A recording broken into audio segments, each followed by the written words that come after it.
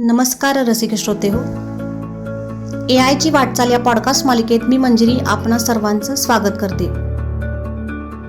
या अगोदरील भागामध्ये आपण मशीन लर्निंग म्हणजे काय, मशीन लर्निंगचा उदय कसा झाला या संदर्भात माहिती घेतली आहे. आता या भागामध्ये मशीन लर्निंग या संशोधनामध्ये आपले योगदान दिलेल्या वेगवेगळ्या शास्त्रज्ञांची माहिती ऐकूयात. Frank Rosenblatt and perceptron model. 1958 मध्ये अमेरिकन शास्त्रज्ञ फ्रँक रोझनबॉल्ट यांनी परसेप्ट्रॉन नावाचे संगणकीय मॉडेल तयार केले. हे मॉडेल मानवी मेंदूतील न्यूरॉन्स म्हणजेच मेंदूच्या पेशीप्रमाणे काम करत होते. परसेप्ट्रॉन मॉडेल हे मशीन लर्निंगच्या इतिहासातील सर्वात महत्त्वाचे पाऊल होते, कारण या आधारे संगणकाने स्वतःहून निर्णय घेणे शक्य झाले होते.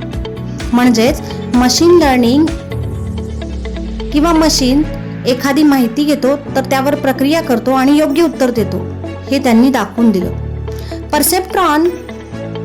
परसेप्ट्रॉन हे काम आजच्या न्यूरल नेटवर्कचं मूळ मानलं जातं आणि म्हणूनच फ्रँक रोझनबॉल्ट यांना न्यूरल नेटवर्कच्या सुरुवातीचे जनक असेही म्हणतात. त्यांचा हा प्रयोग मशीन लर्निंगमधील डीप लर्निंग या आधुनिक शाखेचा पाया ठरला, जी आज वापरली जाणाऱ्या अनेक स्मार्ट तंत्रज्ञानाची मुख्य आधारशिला आहे. दुसरे शास्त्रज्ञ पाहूयात. Tom M Mitchell. Tom Mitchell हे अमेरिकन संगणक शास्त्रज्ञ आहेत. ते CMU या प्रसिद्ध विद्यापीठातील प्राध्यापक होते आणि मशीन लर्निंग विभागाचे संस्थापक अध्यक्ष देखील होते. त्यांनी मशीन लर्निंग या विषयाला एक स्वातंत्र्य शास्त्रीय शाखा म्हणून विकसित करण्यात महत्त्वाची भूमिका बजावली. त्यांचे महत्त्वाचे कार्य पाहूयात. टॉम एम मिशेल यांनी मशीन लर्निंगची सांगितलेली व्याख्या, a computer program is said to learn from experience E with respect to some task T and performance measure P. If its performance at task T as measured by P improve with its experience E. सोप्या सरळ भाषेत त्याचा अर्थ समजून घेऊया. संगणक जर स्वतःच्या अनुभवातून शिकून एखादं काम वेळोवेळी चांगलं करत असेल तर तो शिकतो आहे असं म्हणायचं आहे. टॉम मिशेल यांनी लिहिलेलं मशीन लर्निंग नावाचं पुस्तक जगभरातील विद्यापीठांमध्ये आजही वापरलं जातं. हे पुस्तक मशीन लर्निंग शिकणाऱ्यांसाठी आधारभूत मानलं जातं. त्यात त्यांनी supervised, unsupervised, decision tree, neural networks, Bayesian learning यासारख्या अनेक महत्त्वाच्या संकल्पना साध्या सोप्या शब्दांमध्ये मांडल्या आहेत. टॉम मिशेल यांनी natural language processing, robotics and cognitive neuroscience या क्षेत्रातही मशीन लर्निंगचा वापर करून संशोधन केले आहे. त्यांचं हे योगदान आणि त्यांनी जे बनवलेले प्रोग्राम्स आहेत जे संगणकाला भाषा समजवायला आणि अर्थ लावायला मदत करतात.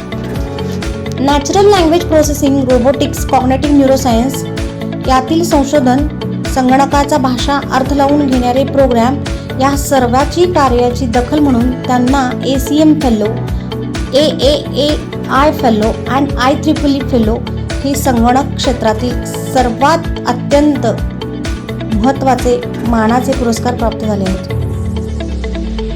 थोडक्यात सांगायचं झालं तर टॉम मिशेल हे मशीन लर्निंग सिद्धात्मक विकासाचे आधारस्तंभ आहेत.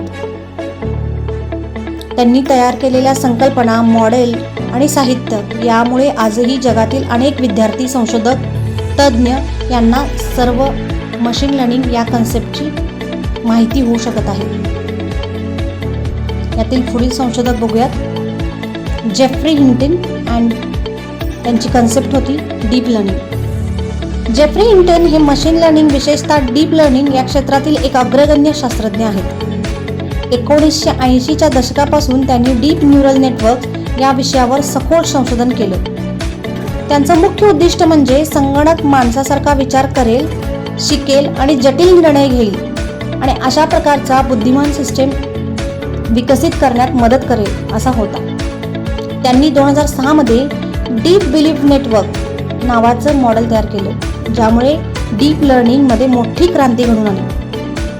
याच तंत्रज्ञानाच्या जोरावर अनेक स्मार्ट सिस्टीम जसे की Google translator, Siri, face recognition, self driving cars या सर्व गोष्टी काम करत आहेत. जेफ्री हिंटन यांनी पाया घातला तो म्हणजेच आधुनिक AIच्या विकासाचा.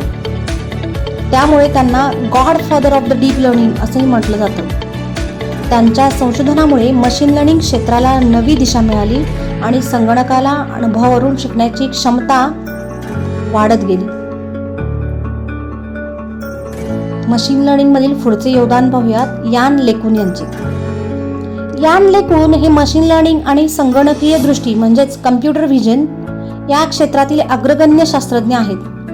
त्यांनी कन्व्होल्यूशन न्यूरल नेटवर्क CNN ही तंत्रज्ञान प्रणाली विकसित केली, जी आज image recognition, image processing, visual data analysis याच्यासाठी अत्यंत प्रभावी मानली जाते. CNN ही अशी प्रणाली आहे जी संगणकाला प्रतिमा ओळखण्यास, त्यातील विविध घटकांचा अभ्यास करण्यास, योग्य प्रतिक्रिया देण्यास मदत करते. यान लेकुन यांनी केलेल्या संशोधनामुळे आजच्या काळात face recognition systems, self driving cars, mobile apps, photo filtering आणि सुरक्षा यंत्रणा अधिक सक्षम झाल्या आहेत. CNN हे डीप लर्निंगचेच एक महत्त्वाचे अंग मानलं जातं आणि त्याच्या विकासामुळे संगणक माणसासारखा पाहू शकतो हे शक्य झालं. त्यामुळे यान लेकुन यांना डीप लर्निंगच्या इतिहासात सुरक्षणे लिहिले गेलं आहे. आता याच्यामधील शेवटचं संशोधन ज्यांनी केलं ते म्हणजे अँड्रू एनजी.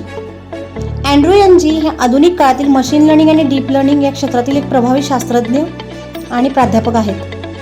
त्यांनी कोर्सेरा या ऑनलाईन शिक्षण प्लॅटफॉर्मवर मशीन लर्निंग सारख्या विषयावर अत्यंत लोकप्रिय कोर्स तयार केले आहेत. जगभरातील लाखो विद्यार्थी आणि व्यावसायिकांना हे तंत्रज्ञान शिकण्याची यामुळे संधी मिळाली. ते स्टॅनफोर्ड युनिव्हर्सिटीमध्ये प्राध्यापकाचे काम करत असून गुगल ब्रेन या प्रोजेक्टमध्ये महत्त्वाची भूमिका बजावत आहेत, जिथे त्यांनी मशीन लर्निंग, डीप लर्निंग या वापराने संगणकाला प्रतिमा, भाषा, ध्वनी समजवायला क्षमता दिली. त्यांनी मशीन लर्निंग ही अवघड वाटणारी संकल्पना अत्यंत सोप्या आणि समजण्याच्या पद्धतीने शिकवली, ज्यामुळे मशीन लर्निंगचे शिक्षण सर्वसामान्यांपर्यंत पोहोचले आहे. अँड्रू एनजी यांचे योगदान मशीन लर्निंगचे लोकशाहीकरण करण्यात आहे, म्हणजेच हे ज्ञान प्रत्येकासाठी खुलं करणं. त्यामुळे ते आजच्या AI युगात शिक्षण, संशोधन आणि तंत्रज्ञान यांचा प्रसार करण्यामध्ये एक प्रेरणादायी व्यक्तिमत्व मानलं जातं. आज आपण वेगवेगळ्या शास्त्रज्ञांनी दिलेले योगदान पाहिले आहे. आता AIची वाटचाल या पुढच्या पॉडकास्ट मालिकेमध्ये AIची प्रगती कशी होत आहे याच्यावर थोडे भर घालूया. धन्यवाद.